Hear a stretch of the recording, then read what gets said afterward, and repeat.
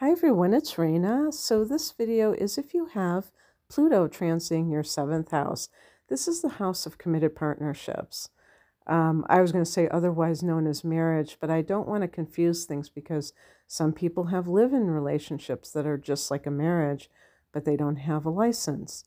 And it's also other types of one-on-one relationships, like with your clients. Maybe it's friendships where you're dealing with somebody on a more personal level. This is the house of public relations. So how if we talk about Pluto, one of the things about Pluto is that it can create obsessions.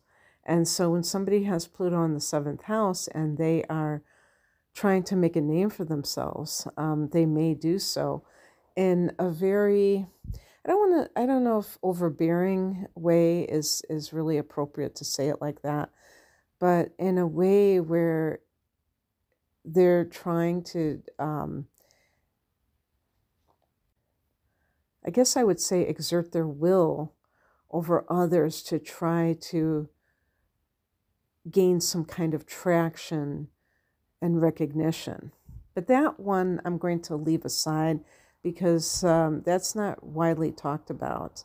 I also think it's interesting, too, that the 7th house is the house of legal affairs, because Pluto here, there could be some kind of situation, or if there's more than one during this long transit, where the person has to face some sort of change, some sort of transformation, some sort of deepening of their relationship to that area of life. And Pluto can be about power and power struggles, so that can be very interesting, and life lessons being learned because of that. There's a karmic connection to Pluto, and how I would characterize that with the transit, because I mean, like in the natal chart, when you have a Pluto, your Pluto placement, it's easy to see it as karmic because it's in your birth chart. But when it's a transit, it may not be readily apparent. How I see it is that the person is going through certain things at a certain time, and this is meant to be. It's not just randomly happening, because the events are a deep transformation. So I think I've already kind of touched upon some of the themes of Pluto being about transformation. Pluto has a transit of, I don't know, I think I would say about 15 to 20 years. This, as I record this, Pluto has gone back into Aquarius at a very early degree, maybe 0 or 1 degrees. I'm recording this in 2024. And even though it's going to dip back into Capricorn in 2024, it will then in late 2024 remain in Aquarius for 20 more years. So that shows you just how long a cycle it can be. It has been, or I should say, it was in Capricorn for over 15 years. So when a planet is that slow of a transit, what that tells you is that it stays in a house for quite a long time. Now, you would have to know your natal chart to know when this is actually happening, because especially with the unequal house system, those types of charts will not have perfect 30 degrees, although I have occasionally seen one that it seems almost like that. But most of them are going to be like one house may be 25 degrees, or, even less than that. So you don't know when it's going to start in your 7th house, and when it's going to end unless you are aware of that chart. And when you find that out, you will see the time frame, because it may not be that whole 20 years unless you have a 30 degrees in that particular house, and it might encompass more than one sign too if it's in a particular house. So it's hanging out. But even let's say you have a seventh house and it's very small, it's only like 20 degrees, it's still going to be there a long time. It's still going to be there many years. So it'll definitely have its way with you, affecting you. And so what does Pluto mean when it goes through a house? Well, first of all, before I continue, I want to give a shout out to cafeastrology.com, which I am consulting to make this video. And one of the things that they have said about these Pluto transits, which is kind of interesting, is that when it first comes into your house, there may be something that comes up that brings up these shadow elements. Okay. So my feeling is why they're saying this is probably because it's setting up the need for transformation. So Pluto has an effect of bringing things to the surface that are festering within. Like, pus in a wound, or I know that's gross, but, things like that. And it purifies that area. And this is important because when we talk about committed partnership in particular, everyone knows that there are some relationships where it seems to be very light and free. People are in the relationship. When they get upset, they talk to the other person. They can deal with things. Probably helps if they are on the same page most of the time. And so it's basically a compatible relationship. For other people, because maybe they realized early on that they did not have that compatibility, and yet they had a child, and so they kind of just, swept everything under the rug. Or maybe there's like this, something like that's bubbling underneath, this tension that is just there, and they can feel it, but nobody has the guts to come out and say anything. Something has to give. I've always thought that the Tower card in the tarot should be connected to Pluto, and I don't think it is. But anyway, the point is that pressure builds and something has to give, because as human beings, we're people who are naturally inclined towards growth. Anything that seems like it's kind of stagnant is going to feel like death. It's going to feel like rotten to the core, And that's kind of what that Pluto influence is all about. It's about transformation. And it's interesting that I said death, because Pluto is one of the rulers of the 8th house, or Scorpio, and Scorpio's domain, along with Mars. And one of the themes of the 8th house is death. And I do believe it is because of Pluto, because death is the ultimate transformation. So this is about depth. That's what Pluto is all about, not superficiality. So right off the bat, this transit can provoke within a couple, within a marriage or equivalent type of relationship. I wouldn't even call it a test. It might be a crisis, where something happens where you have to decide whether or not you really have this thing that you say you have. I always like it's a very interesting progression. The seventh house, which is Libra's domain that has to do with marriage, and I look at it as the externals, the marriage, the certificate, because the marriage certificate that involves the legal system, which is also seventh house. But Libra is ruled by Venus, and Venus is about beauty, but sometimes to me there's almost like this, it's like a veneer, a facade, because something can be beautiful on the surface and be rotten within. You see that sometimes.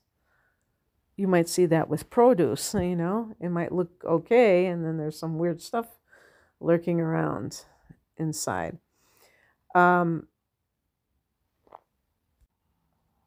Maybe a person married because they wanted to have that kind of that conformity. They saw their friends getting married. It could be as simple as that. And then they said, you know what, it's time for me to get married. And they never questioned the fact that that was just being part of the crowd and not really doing something for the right reasons, And so then you're sitting there staring at this other person and like, oh man, what did I just do? So it really brings out this issue of like, is a relationship deep enough? And the other thing that is connected to that is, I would say, reality, getting to the reality of that situation. Because when people are in denial, they can kind of go through the motions and function. And when people really sit and absorb what is going on, they no longer can go through the motions. And actually, one of the themes of Pluto is rebirth. And rebirth implies that something had to die in order for the person to be reborn. And I think that this can happen within the same relationship. An example of this would be if there is any kind of infidelity that is committed. Sometimes with infidelity, the other person feels like the relationship has died, like their love is a sham and all of this. And if they can work through that, if the reason for the infidelity was on the other person's part their own inner turmoil, and not that they have actually fallen in love with somebody else, sometimes the marriage does survive that. And yet it has to go through that rebirthing process, because they cannot continue with business as usual. There's too much that has happened. Pluto is extreme, and this can mean that something that you were dead set against, you may find yourself transformed to the point where you're able to actually entertain the notion of doing it. In this case, it would be committing to someone, probably first and foremost. So if you're somebody who is, let's say, a Gemini or an Aries or a Sagittarian, I'm trying to think of some of the signs that might be most resistant to partnership. An Aquarian, you may be like, wow, I can't believe I'm even thinking of this. Or even like if you have a person that you're involved with, but you said, I will never get married, or I will never live with somebody, I'll always live by myself. That you could be receptive to actually doing something like that. The one big thing that I think is important to pay attention to, and I notice that this website doesn't, they talk about being trapped in a difficult relationship. But I believe because it is such a long period of time that you could actually meet this person during this transit. Maybe you meet them at the very beginning of it. Who knows? But that you could meet somebody who is very obsessive, very controlling. So this is something to pay attention to if Pluto is about to enter your seventh house or it just has. If you're single right now, be on the lookout for the person, any person that you allow into your life at a deep level. As a matter of fact, even when you're dating, I would definitely suggest being extra cautious, and maybe taking time to get to know someone before taking a relationship to the next level. Because, I mean, even getting physical in a relationship can kind of cloud a person's judgment. And they might be thinking they're in love when really they're just in lust. And they don't know, they can't discern the difference. And I usually don't give advice, but I think sometimes, and obviously in this case, I mean, it's something that I would say anyway, that it's always good when you're getting involved with people, no matter what your astrological situation is to take your time. You know, what can that hurt? To get to know somebody as a friendship first, because then you know whether or not you can trust that person. And that's where things get very confused when people become, intimate way too soon, whether it's physically intimate or they want to move in together after a few months and they don't really know that other person. They haven't really dealt with them. Because this type of person, they might be a literal Scorpio, but regardless, they may be somebody who is manipulative, is controlling, is obsessive, and especially the last one, that can be quite, unnerving to say the least. If you decide like, whoa, I don't know about this person. I don't think I want to be with this person. And then you find it very hard to break up with them because of the way that they're acting. In any kind of relationship that you find yourself in, this transit can lead to power struggles, because that's one of the things that Pluto represents. And so let's say you have a business partner, because this is a house of legal affairs, there has to be a lot of vetting about who you allow to be your business partner. Now, if this is somebody that you've already had, then there's always the possibility that something comes up around the issue of control of the business. If the other person wants to, kind of gain more control. And the thing about power that's really interesting is that sometimes people think that because another person is trying to exert power over a situation, that they have to meet them with equal force. And I never read The Art of War, but I think I've heard references to it, and they, saying things like there's not trying to let the other person know that you're onto them, that you're smart, aware of the situation. So I could imagine that The Art of War would also be allowing yourself to be seen as vulnerable. And I think that this is just true in general, because Pluto, I think, hates vulnerability. I know Scorpio does, at least. And that may have something to do with the co-rulership of Mars. But because of that warrior, like, yeah, I've got this. I'm completely invincible.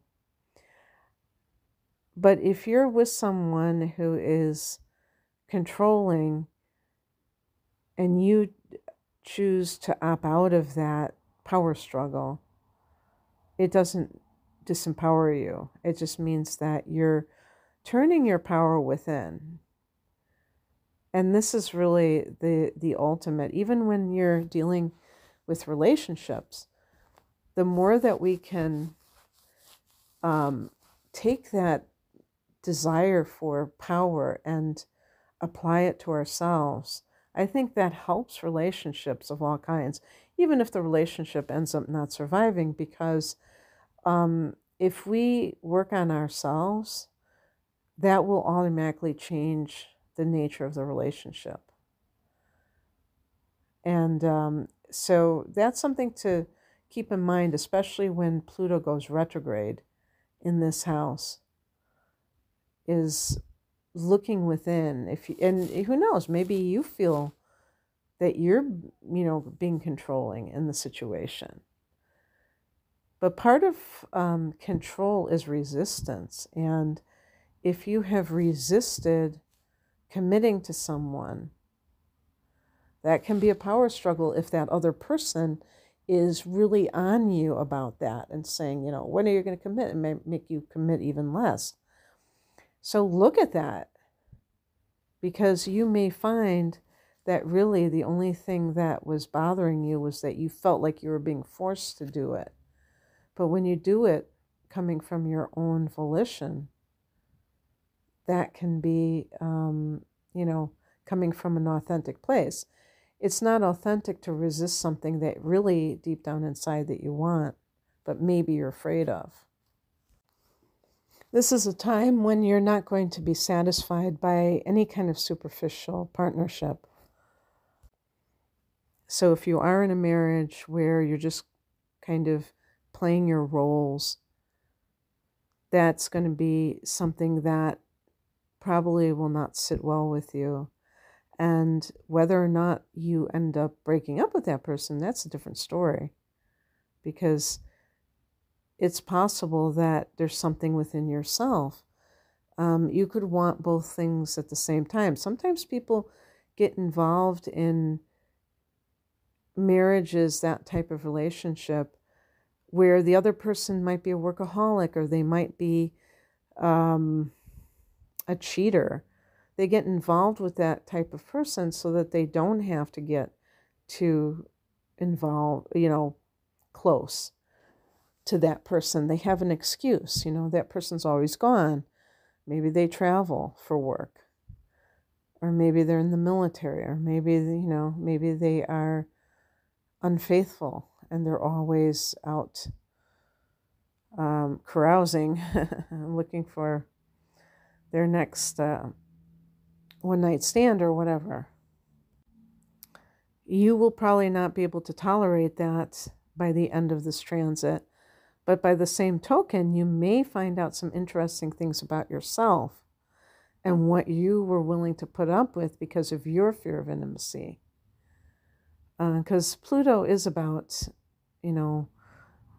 deeply merging with someone.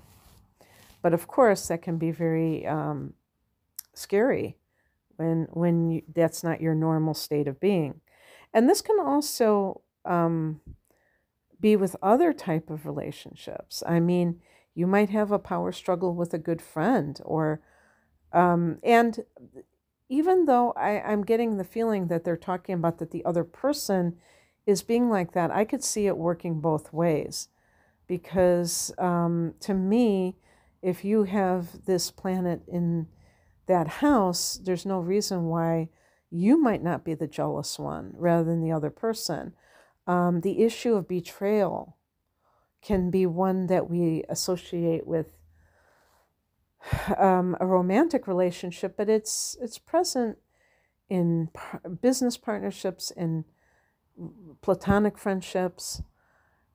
And if you're the type of person, I was going to say if your sun is in Scorpio, but there's other astrological factors that could also support that. If you're the kind of person who tends to have trust issues with people in your life, this can be one of the transits that allows you to work on that. and learn to risk betrayal and overcome those fears. This is why I stress personal transformation rather than focusing on transforming any type of outer relationship, because in the lower expression, you may, if you're in this type of situation, maybe the other person is doing things that you no longer support because you feel that it's not helping the relationship, whatever's going on, this can lend itself to you. Maybe you lay down the law and say how it is that you want to be. And of course, what happens? That other person may very easily resist your efforts to try to control their behavior. So, I mean, obviously, if somebody is doing something that you feel is going against the relationship, you have to talk about it, but you're also willing to do the inner work, and you're not dependent on that other person's, behavior or reaction to you and what they choose to do in response to you, for you to continue to do the inner work. Because even, let's say that you're already in a difficult relationship by the time that Pluto enters that house, it might very well be that it finishes off that relationship because you can see that didn't have a strong foundation. I was going to say that, and I thought, no, you know what? That's when Saturn goes through the seventh house. When Pluto goes through the seventh house, it can be about all those things that might be festering. Maybe it's the resentment. Maybe it's the power plays that are below the surface. And now they're coming to your awareness in a greater way, and you can see them very clearly. But perhaps it's not that easy to just get up and get divorced. You might have children. There might just be some other reason why you are not going to do that right now. But you still work on yourself, and you still use that relationship for future relationships. And you use this Pluto transit as a way to transform your idea about what it means to commit to someone. Because a lot of people, they have this idea that's kind of cliched. It's on the surface of like, yeah, I don't cheat. I try to make that person happy. But it really doesn't touch upon some of the dynamics which would make that a little bit more complicated than all of what they're claiming it to be. And if you discover that you're with someone who is very jealous, is very controlling, and that sort of thing, you transform your attitude of what it means for you in a relationship to experience that. Maybe you were brought up to think that you had to tolerate bad behavior. Maybe you didn't realize that you were able to do something differently. And you can find your power, your personal power, within the context of a committed partnership. This is why people resist committing in the first place, because they think they're going to lose their power. And in some cases, there may be someone who is trying to usurp your personal power. And you have to rise to the occasion, because you have to be able to see the value in having personal power and be able to handle that situation however it shakes out, because it's not going to be the same for everybody. Some people will just, I was going to say grow a backbone. Some people will just learn to stand up for their rights, and the other person may kind of concede if the relationship is generally healthy. In other cases, by asserting yourself, that person may double down. You never know. And then, you have to make those tough decisions. But the point is that, and this can be also with friendships, people who try to control you, even in a platonic friendship or relationship. So, all of these things start with ourselves. Setting boundaries is a big one for self empowerment. But in any case, it's all for the greater good. It's all to make us self-empowered and take us to the next level. Okay, that's what I have for you. I hope that this resonated. If you would like a private reading, the link is below. Take care. Bye.